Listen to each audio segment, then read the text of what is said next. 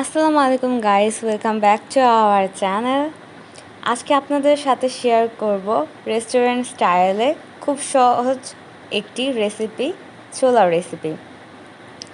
এই রমজানে ইফতারে এরকম ছোলা বানিয়ে আপনি আপনার ইফতার কমপ্লিট করতে পারেন। তো ছোলা বানানোর জন্য প্রথমেই আমরা নেব ছোলা। সারা রাত ভিজিয়ে রেখে এই ছোলাটি ব্যবহার করছি। আপনারা কমপক্ষে 3 থেকে 4 ঘন্টা ছোলাটিকে ভিজিয়ে রাখবেন, এতে ছোলা তাড়াতাড়ি সিদ্ধ হয়ে যাবে। এখন ছোলাটির মধ্যে দিয়ে দিব পেঁয়াজ। 2টা পেঁয়াজ এখানে কেটে নিয়ে দিয়ে দিয়েছি। আর রসুন এখানে দিব পুরো একটি রসুন, এখানে 1/4 কাপের মতো রসুন আছে। আর এখানে এখন দিয়ে দিব হলুদ গুঁড়ো 1 টেবিল স্পুন। লাল মরিচের গুঁড়া এখানে দিয়ে দিব 1 টেবিল স্পুন।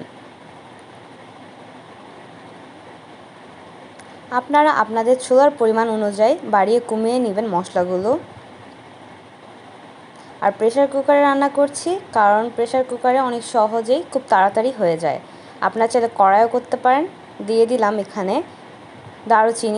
দারুচিনি একটি বড় টুকরোর দারুচিনি নিয়ে ভেঙে দিয়ে দিয়েছি। সাদা এলাচ নিয়েছি 4 থেকে 5টি। কালো ফল দিয়ে দিব এখানে 2টি। এখন এখানে অ্যাড করব লবণ। যে পরিমাণ ছোলা নিয়েছি এখানে 1 টেবিল স্পুন লবণ যথেষ্ট। পরে যদি লবণ লাগে তাহলে অ্যাড করে নেব। এখন এখানে দিয়ে দিচ্ছি মরিচ। কাঁচামরিচ এখানে 3 থেকে 4টা রয়েছে। আর এটা হলো আদা, রসুন এবং জিরার পেস্ট, 3টা একসাথে পেস্ট করে বেটে দিয়ে দিয়েছি। তেল দিয়ে দিচ্ছি 1/2 কাপ পরিমাণ, এটা সয়াবিন তেল, আপনারা চাইলে সরিষার তেল দিয়েও করতে পারেন। এখন সব কিছু একটু ভালো করে মিশিয়ে নেব। সব কিছু ভালো করে মিশিয়ে নেওয়া হয়ে গিয়েছে। এখন এর মধ্যে অ্যাড করব পানি এখানে দেওয়া আছে 1/2 লিটারের মতো।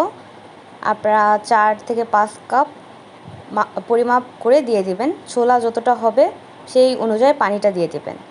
এখন প্রেসার কুকারটির ঢাকনা লাগিয়ে এখানে 3 থেকে 4টি সিটি দিয়ে নিব।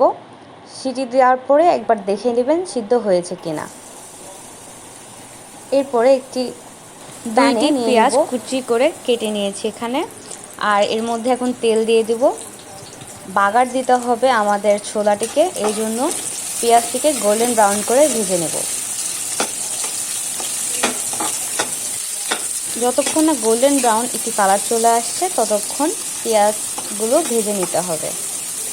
এটি অত্যন্ত একটি সহজ রেসিপি, খুব তাড়াতাড়ি ঘরে বসে বানিয়ে ফেলতে পারবেন। ইফতারে খেতে অসম্ভব মজা লাগে। আপনারা আপনাদের পরিবারকে খাওয়াবেন, অবশ্যই অনেক খুশি হবে। আর কেমন লাগলো অবশ্যই কমেন্টে জানাবেন। তো পেঁয়াজটি গোল্ডেন ব্রাউন হয়ে আসছে, তো এই পর্যায়ে আমরা এখন দিয়ে দিব ছোলাটি। যে ছোলা আমরা সিদ্ধ করে রেখেছিলাম সেই ছোলাটা এখন দিয়ে দিচ্ছি। ছোলা দেওয়ার পরে ভালো করে নাড়িয়ে চাড়িয়ে নিতে হবে। যতক্ষণ না ছোলাটি থেকে তেল বেরিয়ে আসছে ততক্ষণ ছোলাটি নাড়িয়ে চাড়িয়ে কষিয়ে নিতে হবে। দেখতে পাচ্ছেন ছোলাতে কি পরিমাণ পানি ছিল, এই পরিমাণ পানি থাকলেই হবে, আর এক্সট্রা কোনো পানি অ্যাড করার দরকার নাই। এ পর্যায়ে দিয়ে দিচ্ছি গরম মশলার গুঁড়ো 1 টেবিল স্পুন। এটা আরও স্বাদ বাড়াবে ছোলাটির। আপনারা চেষ্টা করবেন গরম মশলার গুঁড়ো ব্যবহার করার।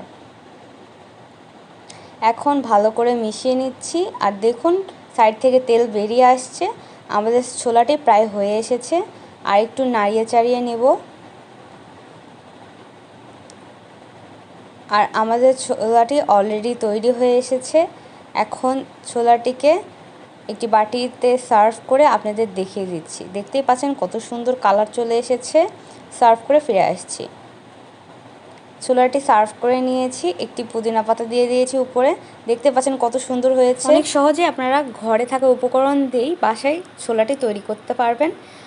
অবশ্যই বাড়িতে ট্রাই করবেন, ট্রাই করে জানাবেন আপনাদের কেমন লাগলো আজকের রেসিপিটি।